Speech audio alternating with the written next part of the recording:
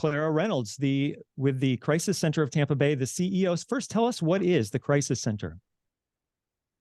The Crisis Center of Tampa Bay is an organization. It's over 52 years old, and our mission is to ensure that no one in our community has to face crisis alone. And that word crisis can mean a lot of things to a lot of different people, but we define it as if somebody's got a life's problem and they need help finding that solution, whether it's food, clothing, shelter, childcare, care for family members, whatever it is, we are your gateway, and we will help you connect to the resources and supports that you need, either within the services of the Crisis Center or through one of our 4,000 community partners. And the resources that we'll be mainly talking about in this segment of the program has to do with World Suicide Prevention Day, which was last Sunday, September 10th, and Suicide Prevention Month, which is the month of September. So maybe you can give us some statistics. How prevalent is suicide? Well, unfortunately, suicide continues to be overall the 10th leading cause of death in our country, and for youth and children ages 10 to 17, it's the second leading cause of death. So it is very significant across our community, across our state, and across our nation. And of course, prevention is what we're focusing on today. So what are some signs that we can look for, and maybe ways that we could intervene if we notice someone might be having a crisis? Well, that's a wonderful question. And one of the biggest signs is if somebody is telling you that they are having thoughts of suicide, that they are thinking about harming themselves, those are absolute warning signs. Please take those very seriously. We hear oftentimes that people say, oh, they're just looking for attention. It doesn't matter. Give it to them. If somebody is voicing that they have thoughts of hurting themselves, if they are talking about suicide, they are very serious. Please take those words seriously. Also, if individuals, you notice that they've got changes in their behavior, changes in what they are doing, meaning that maybe they're withdrawing from things that used to be enjoyable for them. Maybe they're withdrawing from family members or friends. Or sometimes the exact opposite. If you've had somebody who's been exceptionally depressed and all of a sudden they seem very light and very okay, that could mean that they've already made the decision to end their lives. So if you notice something that is completely outside of the realm of a loved one, a family member, a colleague, it's really important to have the conversation, making sure that you ask, are you suicidal? Are you contemplating suicide?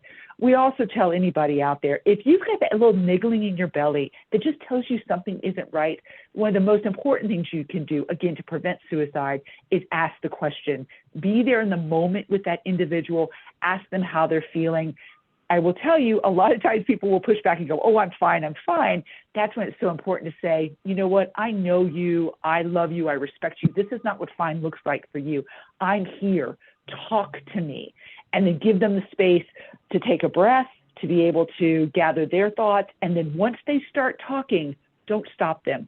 Be quiet and listen to them, and make sure you have your cell phone ready with the suicide and crisis hotline number, which is 988, in case you need some additional resources to help that family member or friend get through that crisis that they're in. Our guest is Clara Reynolds, the CEO of the Crisis Center of Tampa Bay. We're talking about Suicide Prevention Month. This is Tuesday Café. I'm Seán Kinane. We're broadcasting from the studios of WMNF in Tampa. You mentioned the number 988, the Suicide and Crisis Lifeline, which is staffed by your group, the Crisis Center of Tampa Bay.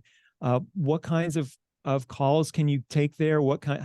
If someone is thinking they might be able to use that service, what kind of situations would they be in?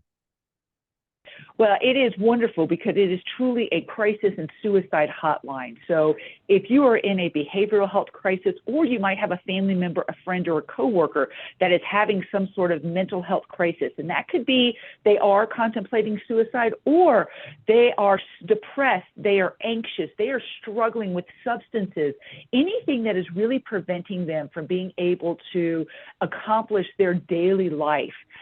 Those are the types of calls that we encourage encourage anybody in our community to call 988. It is a free line. It is confidential, and that will be the lifeline, really, to get you to help and support. We experienced when we opened that line, and it's a national line, so 988 is available anywhere you might be in our country. That opened up on July 16th of 2022, and in a year's time, we saw a 215% increase in call volume just here in our local Hillsborough County, because our family members and our friends in our community have been struggling for so long, and they now know they've got a place to go. I want to talk about some groups that may need extra attention when it comes to issues surrounding Suicide Prevention Month. Let's talk about youth. Is there a role that social media plays on the mental health of youth? And what do we know about youth suicide? Yeah, Seán, absolutely. We know that youth suicide, unfortunately, is increasing. Youth with behavioral health problems are increasing. We know that through the pandemic, so many young people were isolated from family members and friends. They were isolated from their outlets, whether that's in the arts or in sports or just any kind of social get-togethers. We know that young people really need that face-to-face interaction. And while these fabulous electronic devices were good in some sense, what we also know is this doesn't replace the need for face-to-face interaction.